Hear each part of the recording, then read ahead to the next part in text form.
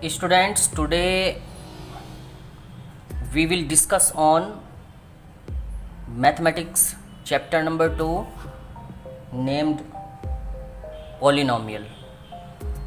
तो स्टूडेंट्स आज हम पॉलिनोमियल चैप्टर को डिस्कस करेंगे। तो सबसे पहले मैं आपको पॉलिनोमियल के बारे में बताना चाहता हूँ कि what do you mean by polynomials.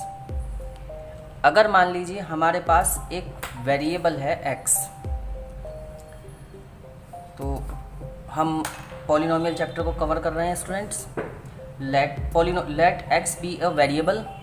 मान लीजिए x एक वेरिएबल है। वेरिएबल किसको बोलते हैं? वेरिएबल एक एल्जेब्रिकल टर्म्स होते हैं। जैसे मान लीजिए x, y, z कुछ भी, तो एल्जेब्रिकल टर्म्स को हम वेरिएबल बोलते हैं। इज़ अ पॉजिटिव इंटीजर, जो कि वेरिएबल है वो एक पॉजिटिव इंटीजर है। As a1, a2, a3, a4, an be constant. यहाँ पर जो जिस भी वेरिएबल की जो मल्टीप्लाई जिस भी डिजिट से होती है उस डिजिट को हम कांस्टेंट या रियल नंबर बोलते हैं। तो एग्जाम्पल के तौर पर आपका पॉलिनोमियल हो सकता है f(x) = an a1 x की पावर n, a2 x की power n-1 plus an x a0 is called a polynomial. आगे हम इसको समझने की एग्जाम्पल से कोशिश करेंगे।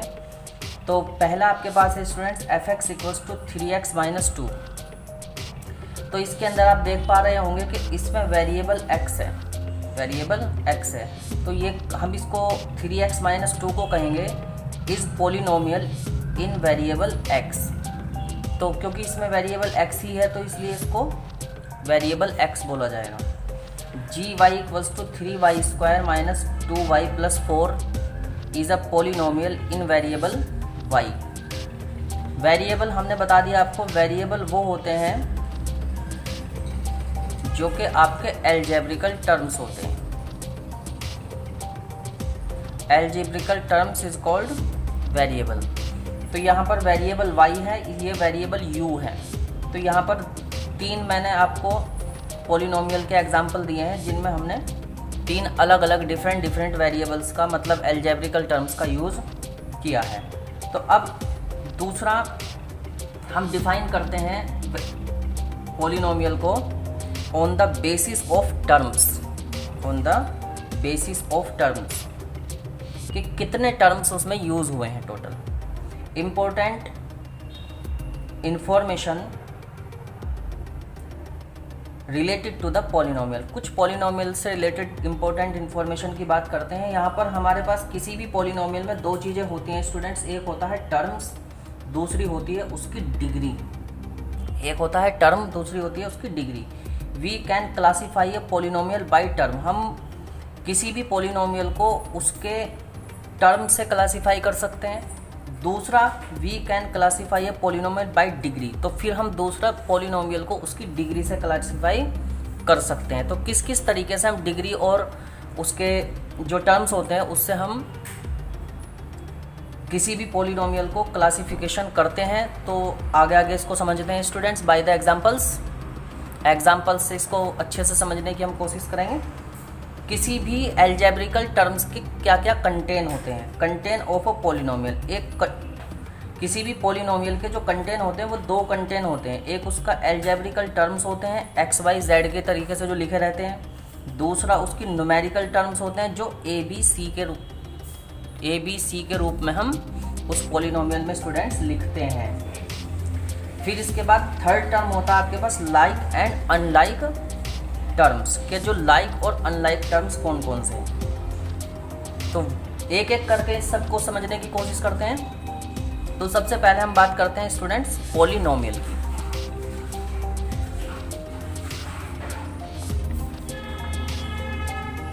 अब यहाँ पर मैं सबसे पहले आपको classification of monomial, binomial, trinomial and polynomial बताता हूँ। तो सबसे पहले हम बात कर रहे हैं स्टूडेंट्स यहाँ पर पॉलिनोमियल्स की।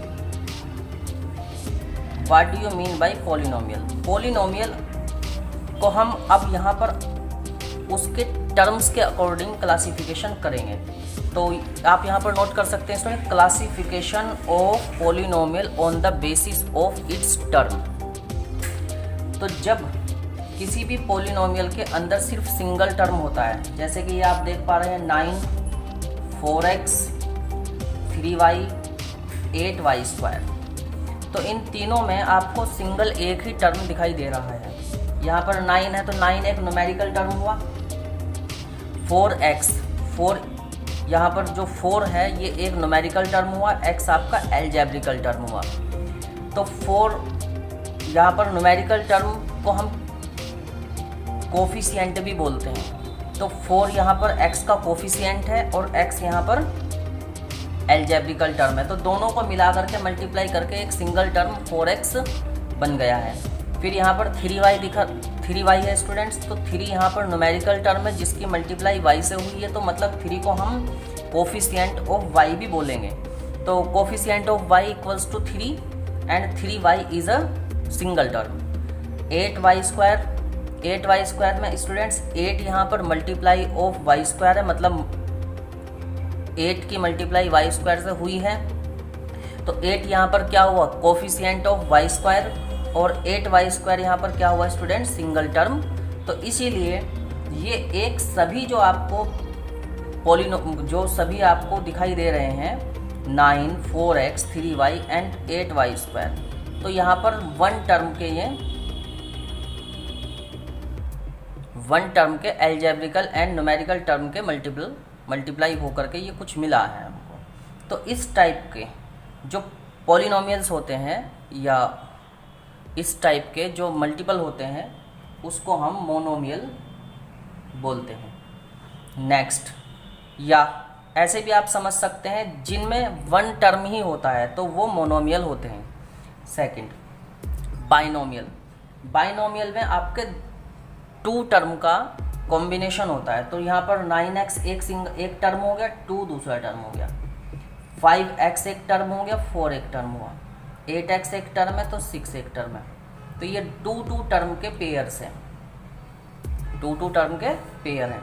तो इसलिए 2 टर्म का जो पेयर होता है उसको बाइनोमियल बोला जाता है। और जिसमें 3 टर्म्स होते हैं, तो 3 टर्म कैसे हुए भाई, x² एक टर्म हो गया, 4x एक टर्म हुआ, 2 एक टर्म हुआ। तो इसमें 3 टर्म्स का यूज़ हुआ है स्टूडेंट्स, तो ये एक ट्राइनोमियल होगा। अब जिसमें 3 से ज़्यादा टर्म्स यूज़ हो जाएंगे तो हो जाते हैं तो वो पॉलिनोमियल होता है। तो 2x3, 4x², x एंड 9, तो यहाँ पर आपके टोटल 4 टर्म्स का यूज़ हुआ है। तो 4 टर्म की वजह से इसको हम पॉलिनोमियल बोलेंगे। तो यहाँ पर हमने टर्म के अकॉर्डिंग, टर्म के बेसिस पर क्लासिफिकेशन ऑफ टर्म्स को हमने समझा। यहाँ पर हम कह सकते हैं क्लासिफिकेशन ऑफ टर्म्स का क्लासिफिकेशन किया। तो जिसमें सिंगल टर्म के क्लासिफिकेशन थे उन सिंगल टर्म के क्लासिफिकेशन को हम मोनोमियल बोलते हैं। जिसमें 2 टर्म एक साथ होते हैं उसको बाइनोमियल बोलते हैं। जिसमें 3 टर्म साथ होते हैं उसको ट्राइनोमियल बोलते हैं। जिसमें 4 टर्म्स एक साथ होते हैं उसको पॉलिनोमियल बोलते हैं। अब हम पॉलिनोमियल्स का क्लासिफिकेशन करेंगे students on the basis of its power, degree of polynomial जिसको हम बोलते हैं। तो power of algebraical term is called degree. किसी भी एल्जेब्रिकल टर्म की जो पावर होती है वो उसकी डिग्री बोली जाती है। तो अब हम यहाँ पर classification of terms on the basis of its degree के बेसिस पर हम इसको क्लासीफाई करते हैं। तो यहाँ पर आपको एक एग्जांपल दिया है स्टूडेंट्स, x³ + 2x² + 8x + 6 = 0, जो कि एक पॉलिनोमियल है। क्योंकि अगर इसके अंदर 3 टर्म होते तो वो एक ट्राइनोमियल होता, 2 टर्म्स होते तो बाइनोमियल होता। टर्म्स आप देख सकते, एक सिंगल टर्म ये रहा, दूसरा ये रहा, तीसरा ये रहा, चौथा ये रहा। तो ये एक क्या हुआ, पॉलिनोमियल। तो this is a polynomial on the basis of terms. अब हम इसके पावर के बेसिस पर इसको देखते हैं कि ये कौन सा पॉलिनोमियल है। तो इसमें हम इसमें देखते हैं स्टूडेंट्स मैक्सिमम पावर कितनी है x की, क्योंकि x आपके पास एल्जेब्रिकल टर्म हुआ और x की मैक्सिमम पावर हो गई 3, क्योंकि x की 3 यहाँ पर x की पावर 3 है ना, तो x की मैक्सिमम पावर हो गई है 3। तो इसी वजह से इसकी डिग्री कितनी हुई, डिग्री इक्वल्स टू 3। तो जब इसकी डिग्री 3 हो गई है तो ये क्या होगा, एक क्यूबिक पॉलिनोमियल।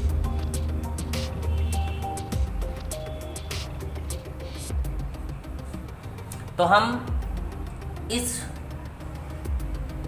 पॉलिनोमियल को क्यूबिक पॉलिनोमियल बोलेंगे। तो cubic polynomial 3x³ 2y² plus 8x plus 6 equals to 0। क्योंकि क्यूबिक पॉलिनोमियल इसलिए कहते हैं क्योंकि x की जो मैक्सिमम पावर है वो आपकी 3 है। तो मैक्सिमम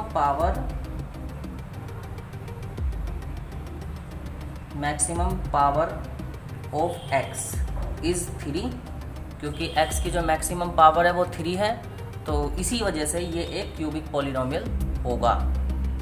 इसके बाद नेक्स्ट हम बात करते हैं क्वाड्रेटिक पॉलिनोमियल।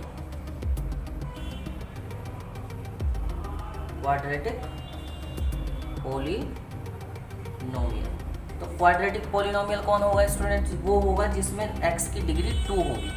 तो यहाँ पर एक एग्जांपल से इसको समझने की कोशिश करते हैं। 2x²